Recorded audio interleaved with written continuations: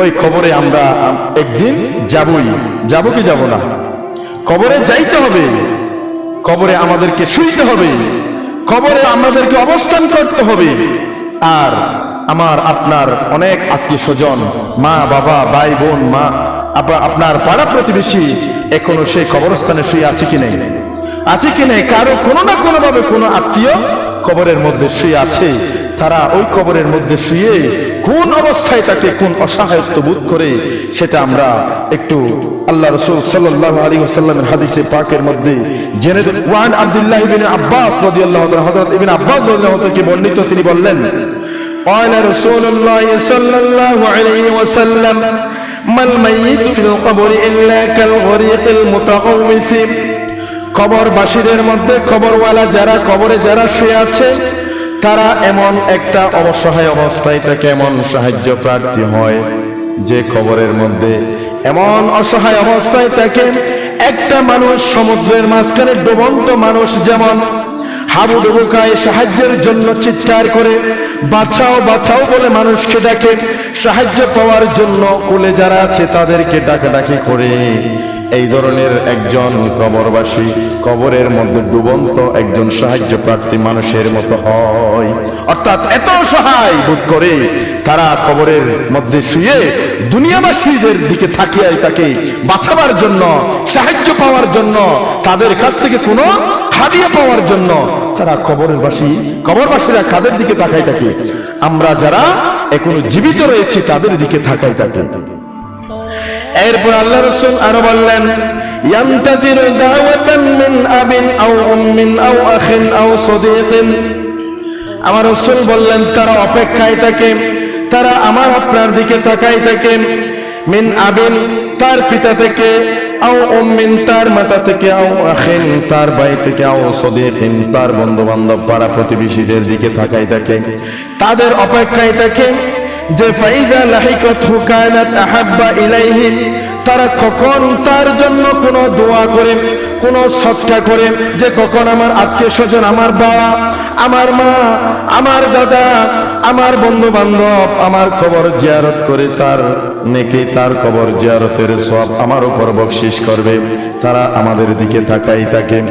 এবং যদি কোন ব্যক্তি যদি দোয়া করে ওই মৃত ব্যক্তির জন্য, ওই কবরবাসীর জন্য যদি দোয়া করে, তিনি আমার রাসূল বললেন, লাহিকাতহু কানাত আহাব্বা ইলাইহি মিনাদ দুনিয়া ওয়া মা ফিহা, সে কবরের মধ্যে এমন খুশি হয়ে যায়, সে এমন ভাবে সে খুশিতে উৎফুল্ল হয়ে যায়, যদি তাকে সারা দুনিয়া তাকে দেওয়া হয়, সারা পৃথিবীর সমস্ত সম্পদ যদি তাকে দেওয়া হয়, সে ওইভাবে খুশি হবে না। সারা দুনিয়ার সমস্ত ধন সম্পদ, সারা পৃথিবী যদি তাকে দান করা হয়, সে ওই পৃথিবী নিয়ে খুশি হবে না, ধন সম্পদ নিয়ে খুশি হবে না। যেই রকম খুশি হয় কোন মৃত ব্যক্তির জন্য তার আত্মীয় স্বজন যদি দোয়া করে তার কাছে সওয়াব পৌঁছায়। জোরে বলুন সুবহানাল্লাহ। কেন খুশি হয় এটা আল্লাহ রাসূল বর্ণনা করলেন, ওয়া ইন্নাল্লাহা আযজা ওয়া জাল্লা লা ইউদখিলু আলা আহলিল কুবুরি মিন দুআই আহলিল আরদি আমসালাল জিবাল।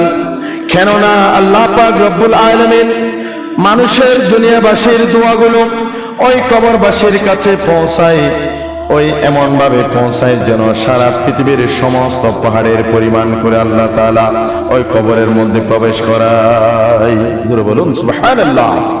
কেউ যদি দোয়া করে আল্লাহ তাআলা সেটা পাহাড় পরিমাণ করে ওই কবরবাসীর জন্য পৌঁছে দেয়, তখন ওই কবরবাসী ওই দোয়া পেয়ে, ওই দোয়ার ওই নেকির বকশিশ পেয়ে সে এমন ভাবে খুশি হয়ে যায় যেমনি সে সারা পৃথিবী যদি পেয়ে যেত তারপর সে ওইটা নিয়ে খুশি হতো না।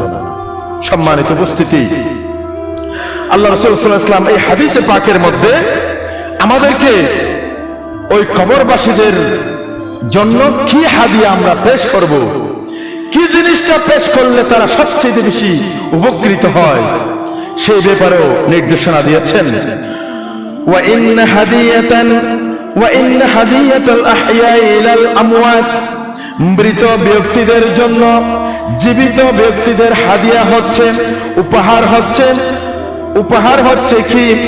আল্লাহ রাসূল বললেন, আল ইস্তিগফারু লাহুম, তার জন্য ক্ষমা প্রার্থনা করা, কবরবাসীদের জন্য, যারা কবরবাসী রয়েছে তাদের জন্য মাগফিরাত কামনা করা, ক্ষমা প্রার্থনা করা, এই একরকম হাদিয়া আমরা পেশ করতে পারি। আরেক রকম হাদিয়ার কথা আল্লাহর রাসূল বললেন, সেটা হচ্ছে ওয়াসসাদাকাতু আনহুম। আমার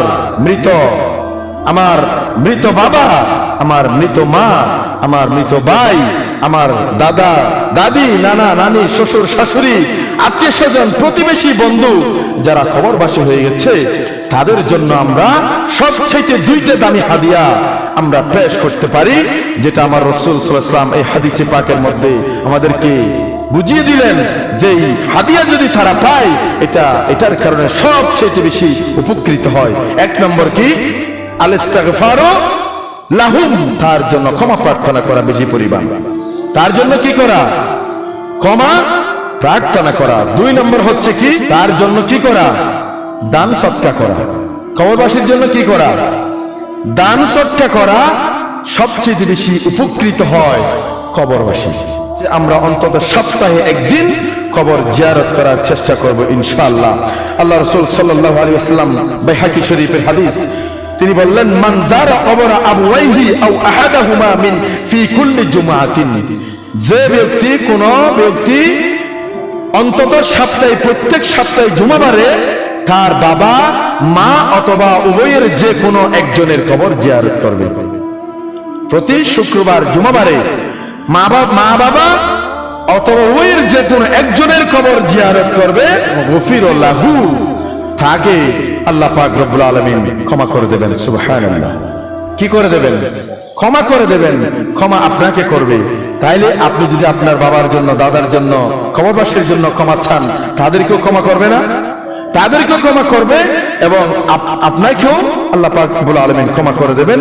ওয়া কুতুবা বাররুন, এবং তার নামটা, তার লিস্টটা এমন ভাবে হবে, সে পিতামাতার, যদিও বা দুনিয়ায় থাকতে পিতামাতার অবাধ্য সন্তান ছিল, পিতামাতার সাথে বেয়াদবি করেছে, পিতামাতাকে কষ্ট দিয়েছে, আল্লাহ পাক রব্বুল আলামিন বললেন, যদি প্রতি শুক্রবার কোন সন্তান তার মার বা বাবার কবর জিয়ারত করে, মা বাবার জন্য দোয়া করে, মাগফিরাত কামনা করে, আল্লাহ পাক রব্বুল আলামিন তাকে ক্ষমা করবেন এবং পাশাপাশি তাকে মা বাবার বাধ্য সন্তান হিসাবে তাকে সাব্যস্ত করবেন। জোরে বলুন সুবহানাল্লাহ।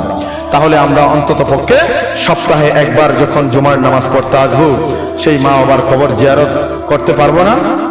সে আত্মীয় স্বজনের কবর জিয়ারত করতে পারবো কিনা? করতে পারবো, চেষ্টা করবো ইনশাল্লাহ। আর অন্তত 5 ওয়াক্ত নামাজ যখন পড়তে আসি, তখনও আমরা সময় থাকলে অন্তত কবর জিয়ারতটুকু করে যাব। কারণ আপনি যত বেশি কবর জিয়ারত করবেন, তত বেশি আপনার মধ্যে হয়তো বা কবরের ভয় সৃষ্টি হবে, মৃত্যুর ভয় সৃষ্টি হবে, দুনিয়া বিমুখতা আপনার কাছে সৃষ্টি হবে, এবং পাশাপাশি আপনিও একদিন কবরবাসী যখন হয়ে যাবেন, আপনার জন্য আল্লাহ পাক রব্বুল আলামিন প্রতিনিয়ত কবর জিয়ারতকারী সৃষ্টি করে দেবেন। সুবহানাল্লাহ। আপনি যত বেশি কবর জিয়ারত করবেন, আপনিও মৃত্যুবরণ করার পর, কবরবাসী হয়ে যাওয়ার পর, আপনার জন্য আল্লাহ পাক রব্বুল আলামিন এমন কিছু আপনার উত্তরসূরি সৃষ্টি করে দেবেন, যে প্রতিনিয়ত আপনার কবর জিয়ারত করবে, প্রতিনিয়ত আপনার কবর জিয়ারত করবে। তাই আমরা বেশি বেশি কবর জিয়ারত করব, কারণ আমার রাসূল সাল্লাল্লাহু আলাইহি ওয়াসাল্লাম এই জন্য কবর জিয়ারত করার জন্য নির্দেশ দিয়েছেন, আন জিয়ারাতুল কুবুরি ফাজুরুহা, আমি এক সময় তোমাদেরকে কবর জিয়ারত করতে নিষেধ করেছিলাম, সুতরাং এখন থেকে তোমরা কবর জিয়ারত করো। কেননা ফাইন্নাহা তুজাহিদু ফিদ দুনিয়া, তোমরা যখন কবর জিয়ারত করতে যাবে, তখন তোমাদের মধ্যে একটা দুনিয়া বিমুখতা, দুনিয়ার লোভ, দুনিয়ার লালসা, দুনিয়া পাওয়ার প্রত্যাশা যেটা রয়েছে সেটা দূর হয়ে যাবে। ওয়া তুযাক্কিরুল আখিরাতা, এবং তোমার আখিরাতের কথা স্মরণ হবে। এই জন্য তুমি বেশি পরিমাণ কবর জিয়ারত করো। সুতরাং আল্লাহ পাক রব্বুল আলামিন যাতে আমাদেরকে বেশি পরিমাণ কবরবাসীদের কথা স্মরণ করার আমাদেরকে সুযোগ করে দেয় এবং কবর জিয়ারত করার সুযোগ করে দেয়। সবাই বলেন আমিন।